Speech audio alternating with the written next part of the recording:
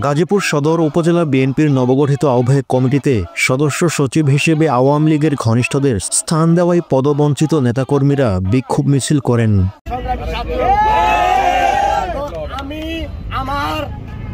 আমাদের ভারপ্রাপ্ত চেয়ারম্যান তারেক রহমান উনি আমাদেরকে আশ্বস্ত করেছেন যে যারা আওয়ামী লীগের সাথে আতাত করে চলবেন, একটা ছবি পাওয়া যাবে, তাদেরকে কমিটিতে রাখা হবে না।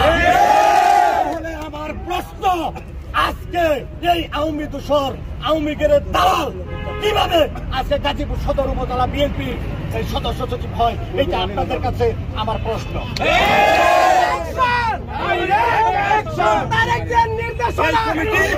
আমরা গাজীপুর সদর উপজেলা এই কমিটি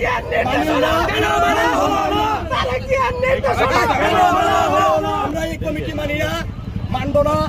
অবিলম্বে আমাদের ভারপ্রাপ্ত চেয়ারম্যানের কাছে, আমাদের নেতা কর্মীদের কাছে আমাদের অনুরোধ, এই আওয়ামী মার্কা কমিটি ভেঙে দিয়ে নতুন করে যারা রাজপথে ছিল, তারা সবসময় এই দলটার জন্য ত্যাগ স্বীকার করেছে, জেল খেটেছে, মামলা হয়েছে, যারা সবসময় নির্যাতনের শিকার হয়েছে, তাদেরকে যেন মূল্যায়ন করা হয় এবং তাদেরকে দিয়ে যেন পুনরায় আবার এই গাজীপুর সদর উপজেলা বিএনপি কমিটি দেওয়া হয়।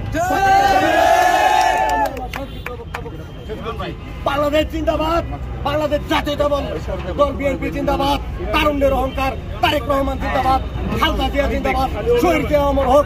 সবাইকে ধন্যবাদ। আসসালামু আলাইকুম। সঠিক হয় নাই। আজকে এই কমিটির মধ্যে যারা নির্যাতিত, যারা 17 বছর রাজপথে ছিল, এখানে তাদেরকে মূল্যায়ন করা হয় নাই। একটা উদাহরণ দিয়ে, বৃহৎ আমাদের 3, 7, 8, 9 4টা ওয়ার্ডের মধ্যে 30,000 ভোট, এইখানে একটি সদস্য উপজেলার মধ্যে রাখা হয় না। এই জায়গার মধ্যে শুধুমাত্র আপনার কি করে নাই, এই বৃহৎ একটা বৈষম্য করে নাই, মহাবৈষম্য করছে।